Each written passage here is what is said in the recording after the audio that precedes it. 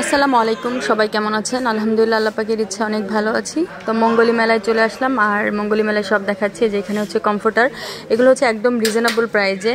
তারপরে হচ্ছে ছেলেদের জিনিস, এই যে ছেলেদের এখানে কিন্তু ডেনিম মানে জিন্স প্যান্টগুলি হিউজ পরিমাণ কালেকশন আপনারা কিন্তু এখানে পেয়ে যাবেন। আপনারা পাইকারিও নিতে পারবেন, খুচরাও নিতে পারবেন।